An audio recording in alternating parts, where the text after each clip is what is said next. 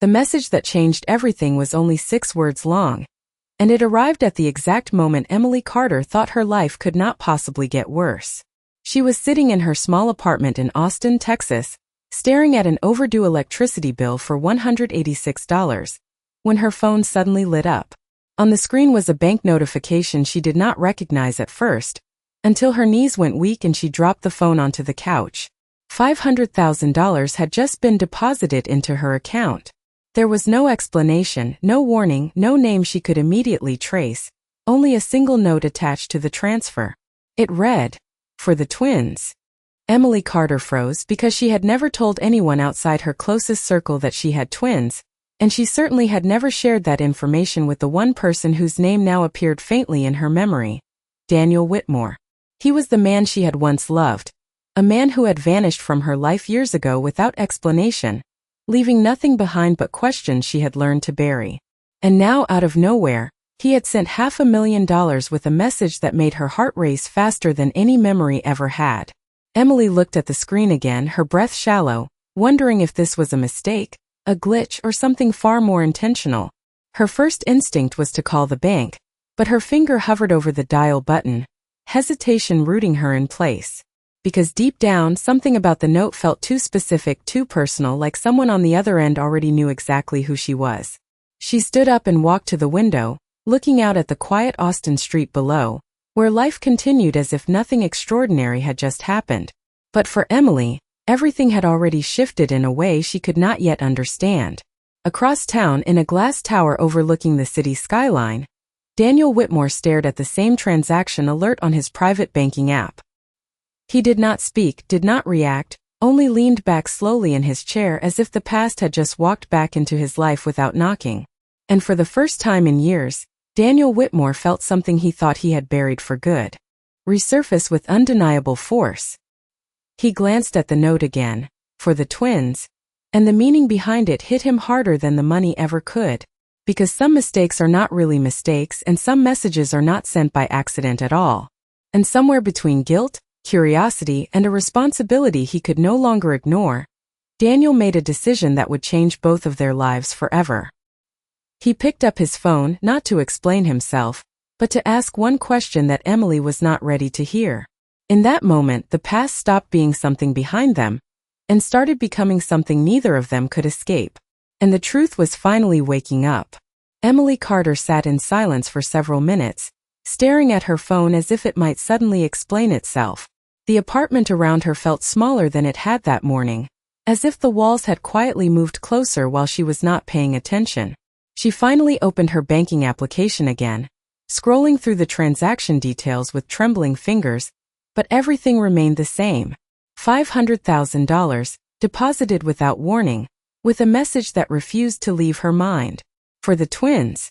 Her mind immediately resisted the thought, because the twins were her entire world, and the fact that someone else knew about them without her permission felt impossible. She stood up abruptly and walked to the kitchen, pouring herself a glass of water she did not really want, just to give her hands something to do. Her phone vibrated again, making her flinch before she even looked at the screen.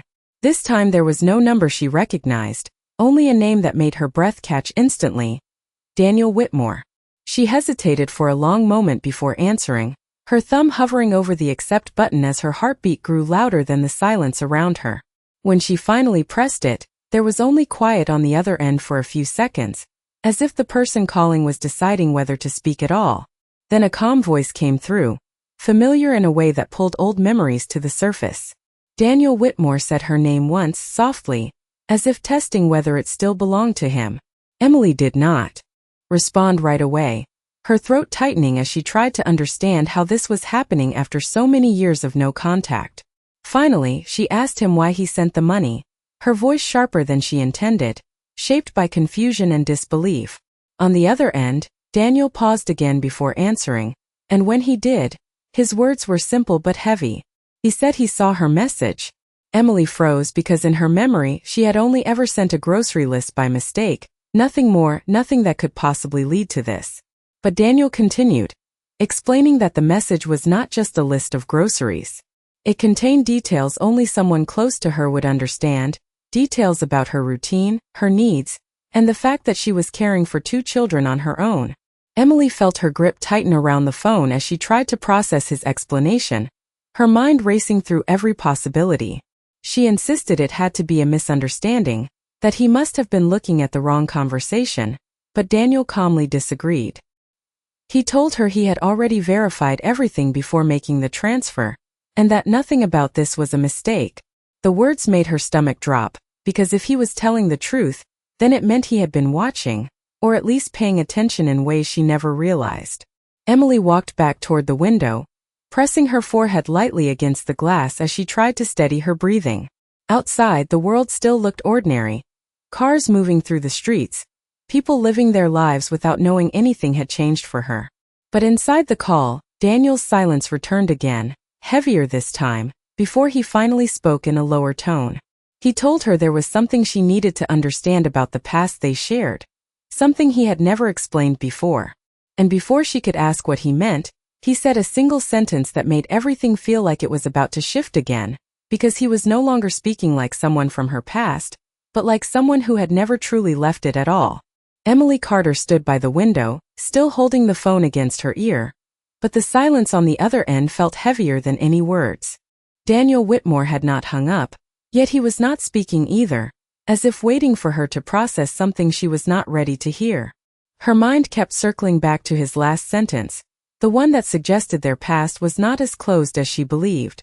Finally, Emily broke the silence, asking him what he meant, her voice quieter now, drained of its earlier shock. Daniel exhaled slowly before answering, and when he did, his tone carried something she had not heard from him before. Not confidence, not distance, but uncertainty mixed with regret. He told her that the message she sent was not just a mistake, it was a window into her current life, and he could not ignore what he saw. Emily shook her head even though he could not see her, insisting again that she only sent a grocery list, nothing more, nothing that could justify $500,000 appearing in her account. But Daniel interrupted gently, telling her that the list included items that did not match a single person living alone: diapers, baby formula, and specific medical supplies used for infants. The words hit her like a sudden cold wave, because she had never written those details in any message she could remember sending. Her voice tightened as she told him there must be a mistake, that he was mixing her up with someone else, but Daniel replied immediately, saying he had already cross-checked the number, the contact history, and even the metadata attached to the message. There was no mistake. Emily slowly lowered herself onto the edge of the couch, her legs suddenly unsteady as the room felt like it was shifting around her. Across the city, Daniel stood near the large glass window of his office, looking out at the skyline of Austin, though his attention was not on the view. He explained that when he saw the message, something about it forced him to look deeper, not just at the text, but at the life behind it. He admitted that he had someone verify the situation quietly, without drawing attention, and what he found confirmed what he already suspected. Emily Carter was raising 2 children, twins, completely on her own, and had been doing so without any support from him or anyone connected to his world. Emily closed her eyes tightly as she listened, her thoughts spinning between disbelief and frustration. She asked him why he was investigating her life at all, her voice now sharper again, breaking through the emotional confusion. Daniel paused before answering, and when he did, his response was simple but carried a weight that made her chest tighten. He said because he recognized something in that message that he could not walk away from, something that reminded him of choices he had made years ago and never corrected. Emily stood up again, pacing slowly across the small living room, trying to understand how a simple mistake could have turned into something this complicated. Daniel continued speaking, telling her that the money was not payment, not charity, and not an explanation, but a responsibility he could no longer ignore. The phrase made Emily stop mid-step, because it sounded less like generosity and more like confession. She asked him directly what responsibility he was talking about, but Daniel did not answer immediately. Instead, there was another long silence, and when he finally spoke again, his voice was lower, almost careful, as if he was standing at the edge of revealing something that could not be taken back. He told her that before she hung up, before she ended the call, there was something she needed to remember about the time they were together, something that involved not just the past, but the reason he had disappeared in the first place. And in that moment, Emily felt a shift she could not explain, because the story she thought she knew about her own life was beginning to change shape in ways she was not prepared to face. Emily Carter stood completely still after hearing Daniel Whitmore's last words, because the way he spoke about the past did not sound like explanation anymore. It sounded like something carefully held back for years finally slipping through. She asked him what he meant about the time they were together, her voice quieter now, no longer sharp but uncertain in a way that revealed how much control she had already lost over the situation. Daniel did not answer immediately, and that silence stretched long enough for Emily to hear her own breathing echo in the small apartment. When he finally spoke, his tone was slower, as if he was choosing every word with extreme care. He told her that there were details about their separation that she never knew, details he had never been able to explain without risking consequences he was not ready to face at the time. Emily felt her chest tighten because this was the first time he had ever admitted there was something hidden behind his disappearance. She asked him directly why he left without saying anything, her voice breaking slightly at the end of the sentence despite her effort to stay composed. Daniel exhaled again, and for a moment it sounded like he was no longer in a corporate office but somewhere far away in memory. He told her that when he disappeared, it was not because he stopped caring, but because he was forced into a decision that separated him from everything he had built, including her. Emily pressed her hand against her forehead, trying to process the idea that their entire breakup might not have been what she believed it was. She asked him if he was saying someone made him leave, but Daniel carefully avoided giving a direct answer, instead saying that the truth was more complicated than a single explanation. He reminded her again about the message, about the grocery list that led to everything unraveling, and said that what he saw in that message confirmed something he had suspected for a long time. Emily felt a growing sense of unease as she asked him what exactly he had suspected, but Daniel paused before responding, as if weighing whether she was ready to hear it.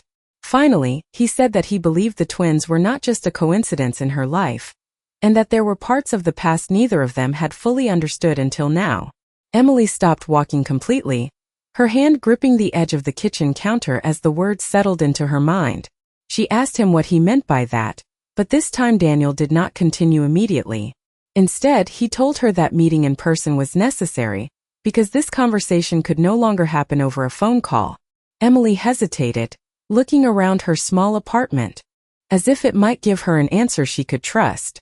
Everything in her life felt suddenly unstable, as if a foundation she had relied on was quietly shifting beneath her. She asked him where and when, her voice now resigned rather than resistant. Daniel replied that he would send a location, somewhere private, somewhere they could speak without interruption. Before ending the call, there was one final pause, and in that pause, Emily could hear something different in his breathing, something that sounded like both fear and certainty at the same time. He told her that after they met, everything she thought she knew about the past 5 years would no longer look the same. Then the call ended, leaving Emily alone in the quiet apartment, staring at a screen that no longer felt like a device, but like the beginning of a truth she had unknowingly been walking toward for years. Emily Carter sat in complete silence long after the call ended, holding her phone loosely in her hand as if it had become too heavy to carry. The apartment felt different now, not because anything physical had changed, but because something inside her understanding of reality had been unsettled. Daniel Whitmore had asked to meet in person, and that simple request carried more weight than anything he had said before.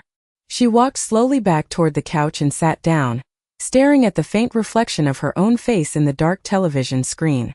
Her thoughts kept returning to the same phrase he had repeated before hanging up, that everything she believed about the past 5 years might not be true. Emily tried to dismiss it as emotional confusion, but the doubt had already taken root. She opened her banking application again, looking at the $500,000 that still sat untouched in her account, and for the first time she did not see it as money. She saw it as a message she did not yet fully understand. Meanwhile, across the city, Daniel Whitmore stood in his office with the phone still in his hand after ending the call. He did not move for several seconds, as if the silence itself might give him clarity. The city lights outside reflected faintly on the glass walls, surrounding him, with a quiet that felt heavier than usual. He finally walked back to his desk and opened a secured folder on his computer, scanning through old records and archived communications that had not been touched in years. There were documents he had avoided revisiting, not because he forgot them, but because remembering them required confronting decisions he had buried deep. He paused on one file longer than the others, then closed it without opening it fully, as if he still did not want to face everything at once.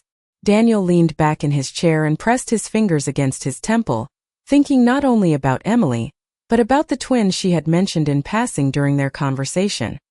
He had not said it aloud, but the moment he saw that message, something about the timing and details had felt too precise to ignore. It was not just recognition. It was confirmation of something he had quietly feared for years. Emily eventually stood up and began pacing again, trying to convince herself that meeting Daniel would provide clarity instead of confusion.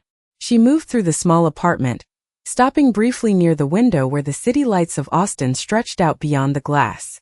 Her life had always been simple in structure, focused entirely on survival and her children, but now every assumption she had built that structure on felt uncertain. She checked her phone again and saw a new message arrive from Daniel, containing only a location and a time. No explanation, no reassurance, just coordinates that felt more like a turning point than an invitation. The meeting was set for the following morning at a quiet cafe on the edge of the city, away from the noise and attention of downtown. Emily read the message several times, trying to decide if she was stepping toward closure, or toward something she would not be able to reverse. She thought about ignoring it, about returning to the version of her life that existed before all of this, but that version no longer felt accessible. The presence of the unknown had already changed her too deeply. Daniel, sitting alone in his office, finally closed his laptop and looked out at the skyline once more. He knew that the conversation waiting for them the next day would not be simple, and that whatever truth emerged would not remain contained between the two of them. As he stood to leave, he quietly acknowledged to himself that the past he had tried to protect was no longer something he could control, because it had already begun to return on its own. The morning arrived in Austin with a pale gray light that felt heavier than usual for Emily Carter.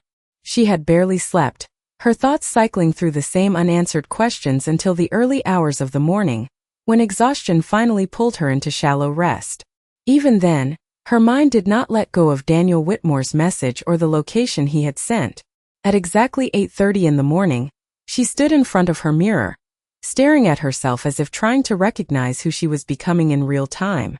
She dressed simply, choosing clothes that felt practical rather than meaningful, as if simplicity could somehow stabilize what was unfolding in her life. Before leaving, she checked on her twins, watching them sleep peacefully in their small beds, their steady breathing grounding her in a way nothing else could. She whispered softly to herself that whatever happened that day, she would return to them unchanged, even though she no longer believed that was entirely within her control. Across the city, Daniel Whitmore arrived at the cafe first. It was a quiet place on the edge of town, away from the usual rush of downtown Austin, surrounded by tall trees that filtered the morning light into soft patterns across the windows. He sat near the back, not touching the coffee in front of him, his attention fixed on the entrance.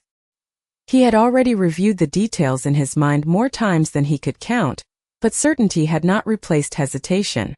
When Emily finally arrived, she paused at the door for a brief moment, scanning the room before spotting him. For a second, neither of them moved, as if the distance between their past and present required silent acknowledgement before it could be crossed. Emily walked toward the table slowly, every step measured, until she finally sat down across from him. There was no immediate greeting, only silence that felt too deliberate to be accidental. Daniel was the first to speak, saying her name calmly, as if trying to remind both of them that this was real. Emily responded with a quiet acknowledgement, her voice steady but restrained. She immediately asked him why they were there, cutting through any possibility of small talk. Daniel looked at her for a moment before answering, telling her that he needed to confirm something he had been carrying for years, something that had resurfaced the moment he saw her message. Emily folded her hands on the table, trying to maintain composure, but her attention did not leave his face.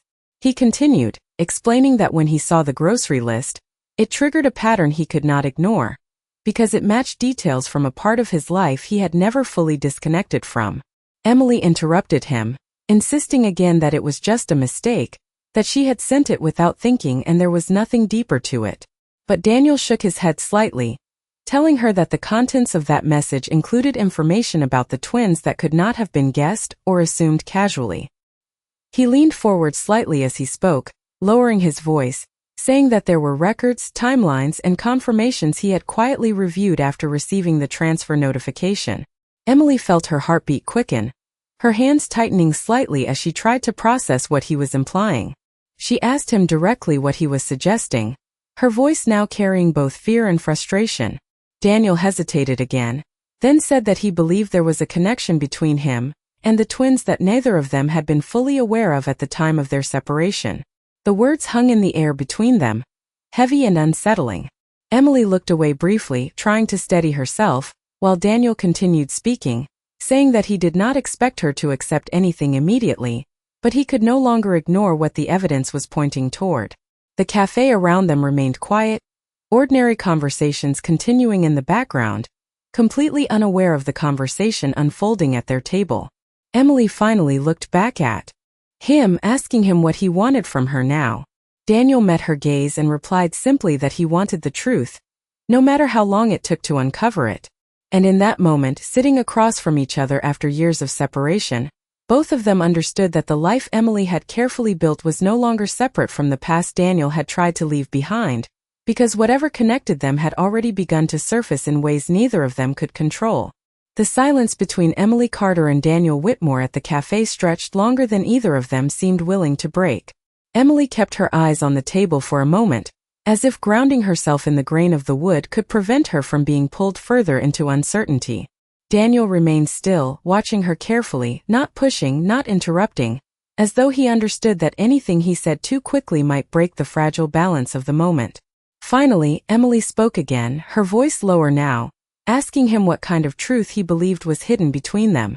Daniel took a slow breath before answering, telling her that he had spent years trying to convince himself that the past was complete, that everything between them had ended exactly as it appeared. But when he saw her message, something about it disrupted that belief in a way he could not ignore. Emily frowned slightly, asking him how a simple grocery list could do that. Daniel looked down for a moment, gathering his thoughts, then explained that the message contained references that matched specific timelines from the final months they were together, details about appointments, medical notes, and patterns of care that aligned too precisely with events he remembered. Emily shook her head again, insisting that she never included anything like that in a message, that it was impossible. But Daniel did not argue, instead sliding a small tablet across the table toward her. On the screen were copied records, timestamps, and fragments of communication that he said were extracted from the same thread. Emily hesitated before looking at it, her fingers hovering just above the surface, unsure whether she wanted confirmation or denial. When she finally read the first line, her expression shifted subtly, confusion giving way to disbelief. The information on the screen reflected details she could not immediately explain, moments she remembered but never thought had been recorded or preserved in any formal way. She looked up at him, her voice quieter now, asking how he had access to those records. Daniel explained that after receiving the message and the financial alert, he authorized a private review of archived data linked to both of their past accounts, not to invade her privacy, but to understand why the situation felt familiar in a way he could not dismiss.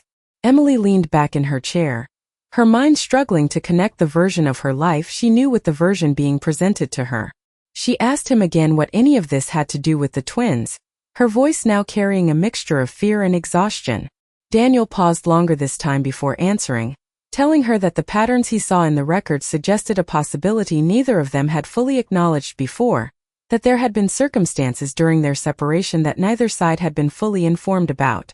Emily's hands tightened slightly around the edge of the table as she tried to steady herself, asking him directly if he was implying something about her children. Daniel did not answer immediately, and in that silence, the weight of the question grew heavier than any response could have. When he finally spoke, he said that he was not making assumptions, but that he could no longer ignore the alignment of timelines, communication gaps, and the message that brought them back into contact after years of silence. Emily looked away, her gaze drifting toward the window where sunlight filtered through the trees, as if searching for something stable outside the conversation they were having.